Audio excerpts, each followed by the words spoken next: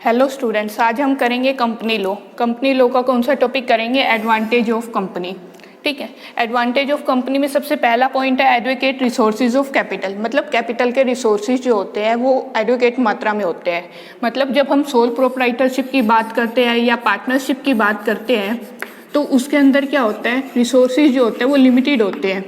ठीक है, लेकिन इसके अंदर क्या होता है, कंपनी के अंदर जो रिसोर्सेज होते हैं वो ज़्यादा होते हैं इन दोनों के कंपैरिजन में। ठीक है, कैसे जो इसके शेयर्स होते हैं कंपनी के वो क्या होते हैं, ज़्यादा हाईली प्राइस नहीं होते। ऑर्डिनरी पर्सन जो है वो इसे आराम से खरीद सकते हैं। ठीक है, अगर उन्हें लगता है कि कंपनी में इन्वेस्ट करना प्रॉफिटेबल रहेगा तो वो आसानी से इसे खरीद सकते हैं।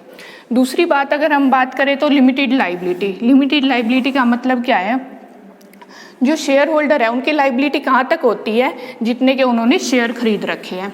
ठीक है, मान लो शेयर जो 100 रुपये का है, ठीक है, और जो शेयर होल्डर है उसने 100 रुपये पे कर दिए है तो उसकी लाइबिलिटी उससे ज़्यादा नहीं होती। मतलब कल को कंपनी को लॉस हो जाता है या क्रेडिटर की पेमेंट करनी है तो जो शेयर होल्डर है वो इसके लिए रिस्पॉन्सिबल नहीं होगा क्योंकि उसने अपनी पेमेंट पूरी कर रखी है। थर्ड बात करें तो आती है परपेचुअल एग्जिस्टेंस। इसके अंदर क्या होता है कि मेंबर जो है आए या जाए, कंपनी की एग्जिस्टेंस पे कोई फ़र्क नहीं पड़ता। कंपनी ऐसे कैसे चलती रहेगी उस पर कोई इफेक्ट नहीं पड़ेगा। अगली बात आती है diffusion of risk. Diffusion of risk में क्या आएगा कि मान लो कि किसी टाइम क्या होता है, कंपनी को हर बार जरूरी तो नहीं कि प्रॉफिट ही होगा, कभी कभी लॉस भी होगा। तो जब वो लॉस इक्विटी शेयर होल्डर को उठाना पड़ता है तो क्या होएगा कि जो वो रिस्क है वो सबके अंदर बट जाता है। एक तो ये हुआ कि जैसे सोल प्रोप्राइटरशिप थी कि लॉस होता है तो एक कोई सारा का सारा उठाना पड़ेगा। पार्टनरशिप है, जो जितने पार्टनर हैं 2 है 3 है उन्हें ही उठाना है। लेकिन कंपनी के अंदर क्या होता है, ज़्यादा होते हैं शेयर होल्डर तो उनके बीच में क्या होता है, बट जाता है रिस्क। अगली बात आती है लार्ज स्केल प्रोडक्शन। अब हमने अभी बात की जो कैपिटल है कंपनी के पास वो बहुत सारी होती है, मतलब ज़्यादा होती है। ठीक है, तो अब ज़्यादा पैसे होंगे, ज़्यादा सारे रिसोर्सेज होंगे तो क्या होगा, जो प्रोडक्शन है वो भी कैसे किया जाएगा, लार्ज स्केल पे किया जाएगा। लार्ज स्केल प्रोडक्शन करने के कारण क्या होगा, जो कॉस्ट आएगी प्रोडक्शन की वो क्या आएगी, कम आएगी। कॉस्ट कम आएगी तो वो आगे प्राइस भी क्या होएगा उसके हिसाब से कम ही रखेंगे। ठीक है, इसका फ़ायदा किसको पहुंचेगा, कंज्यूमर को पहुंचेगा। ठीक है, अब लार्ज स्केल प्रोडक्शन के कारण क्या होगा, प्रोडक्शन ज़्यादा करना है तो एम्प्लॉयज़ भी ज़्यादा रखने पड़ेंगे तो इससे एम्प्लॉयमेंट भी बढ़ेगी। उससे अगली बात आती है एबल एंड एक्सपीरियंस स्टाफ। अब रिसोर्सेज अच्छे हैं तो हम स्टाफ भी कैसा रखेंगे, एक्सपीरियंस रखेंगे, एबल रखेंगे, जो कंपनी को अच्छे से चला सके। ठीक है, ये तो सारी हमने किसकी बात करी है, एडवांटेज की। अब हम बात करेंगे किसकी, डिसएडवांटेज की। डिसएडवांटेज के अंदर क्या बात आती है, सबसे पहले डिफ़िकल्टी इन फॉर्मेशन।